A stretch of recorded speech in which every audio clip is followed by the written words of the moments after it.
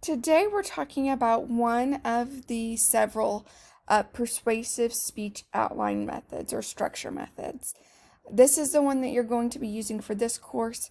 If you take persuasion or if you take an advanced public speaking course, you'll talk about other forms of, or most likely, talk about other structures for persuasive speeches. But for this course, we're focusing on Monroe's motivated sequence because it's incredibly effective, and there's some really important reasons why.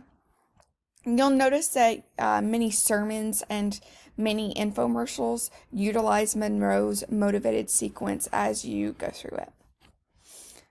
So the only thing different in your introduction from Monroe's motivated sequence to your informative speech, which utilizes macro structure, is the difference in the thesis statement. So your thesis statement in your informative speech was, in this speech, I'm going to inform you about blank.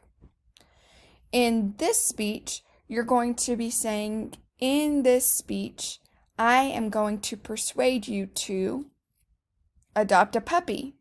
I'm going to persuade you to donate money to this nonprofit organization. I am going to persuade you to volunteer at this activity, volunteer it with this nonprofit organization. Whatever it is, it needs to be one short sentence, again, just like the rest. All right, the next area that we really need to talk about is your main points. Your main points are very prescriptive in this in this structure. So the transition statements stay the same as the last time. You preview and review in your transition statements. You use the same language for your preview of main points, your transition statements, and your conclusion is going to be a little bit different in this one. So let's go ahead and move on to your need or problem steps. So the first thing that you're going to do is you're going to convince your audience that there's a problem that needs to be solved. So you describe that need / problem, why that's important, and then what could happen if the problem is not solved. You should be citing sources in this just like you would in your informative speeches. The next thing that you're going to do is you're going to come up with a step-by-step process that you want your audience to do. This is going to be your plan. This is going to be how to solve that problem that you just described, or how to reduce the problem that you just described. So it could be the step-by-step process for how to donate to your nonprofit organization, or the step-by-step process to volunteer with that organization. But if you're asking them to donate money, show them how to do it on the website. You could literally do this utilizing Screencast-O-Matic like I'm doing right now. Describe your plan in detail. So this is the actual process that you're asking them to do. It should be one specific thing. The simpler that it is, and the more understandable that it is, the more focused that it is, the higher the likelihood that your audience will feel capable and empowered to do what you're asking them to do. The less clear and the more difficult, the more complex, or the more steps that you're asking your audience to do, the less likely they're going to feel empowered, capable, or motivated to do what you're asking them to do.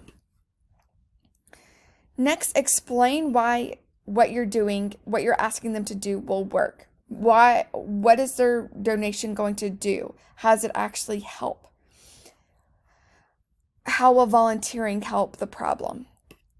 Next, this is an optional part of this, but if it's necessary, address some criticism to your plan. Is your nonprofit kind of controversial? How have they overcome that controversy? So be very upfront about the faults with your plan or some difficulties that your audience may experience with your plan, and how you can overcome those. Next is the visualization step. So this is literally where you're describing a world where your problem is solved. So the first thing that you're going to do is describe what results your audience can experience if your plan is adopted. So what will your audience see? What will they personally experience? Will they get something for donating? Will they get something like a t-shirt for volunteering? Or will they be able to see change around them? Describe the benefits that relate to your audience. It can be a continuation of that, or it can be for your larger audience.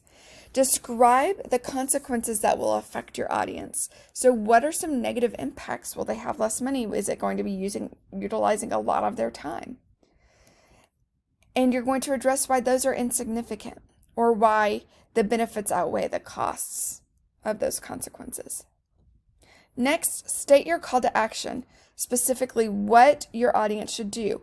Donate time, donate money, support this nonprofit organization. Your call to action should be one short sentence, similar to your thesis statement. Finally, you're moving on to your conclusion. Restate the importance of the problem, pointing back to that need or problem step. You're going to re-emphasize the call to action step. So re-emphasize what you're asking them to do. And then finally, you're going to drop that mic and walk away.